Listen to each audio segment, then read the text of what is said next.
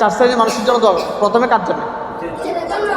আলেমের জন্য, আলেমের বরকত দেওয়ার জন্য, মেধাশক্তি বৃদ্ধি হওয়ার জন্য, নিজের জন্য।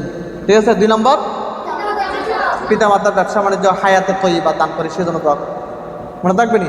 3 নম্বর, উস্তাদ জন্য, উস্তাদরা সুস্থ থাকলে, উস্তাদরা ভালো থাকলে আপনাদেরকে পড়াশোনা ভালো করে করাইতে পারবে।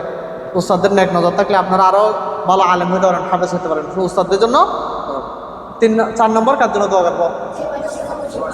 হ্যাঁ, যে মাদ্রাসা পড়ি, যে বাসস্থানে পড়ে আমরা আলম হাসিল করছি, সে দোয়া করবো আল্লাহ যেন এই বাগানের জন্য একটা স্থায়ী ঠিকানা তৈরি করে দিই। আল্লাহ তাআলা সেই তৌফিক দান করে। সবাই বলে আমিন। মা বাবার জন্য দোয়া করবো। মা বাবা তোমাদের জন্য কষ্ট করতেছে, পিতা বাহিরে কষ্ট করতেছে, বাবা বাহিরে কষ্ট করতেছে, তোমাদের মা ভিতরে কষ্ট করতেছে। ভিতরে মানে তোমাদের জন্য অনেক সময় কত ধরনের রান্না করে নিয়ে আসতেছে, তোমাদের কাপড়গুলো দিয়ে দিচ্ছে, তোমাদের যেমন টেনশন করতেছে, ফোন করে খবর নিচ্ছে। আর তোমাদের পিতা কি করতেছে?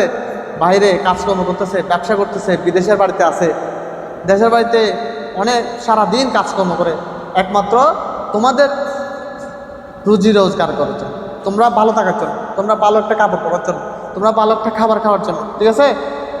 তাদের জন্য যদি আমরা দোয়া করি, তাদের রিজিকের মধ্যে যদি আল্লাহ বরকত দেয়, তাহলে আমাদের রিজিকের মধ্যে আল্লাহ কি দিবে? দোয়া করবো না ইনশাআল্লাহ? তাদের সুস্থতার জন্য দোয়া করবো, তাদের সুস্থতার জন্য দোয়া করবো। যারা আত্মীয়স্বজন, দাদা দাদি নানি জীবিত নাই, মারা গেছে, যাদের পিতা মাতা মারা গেছে, তাদের জন্য দোয়া করবো।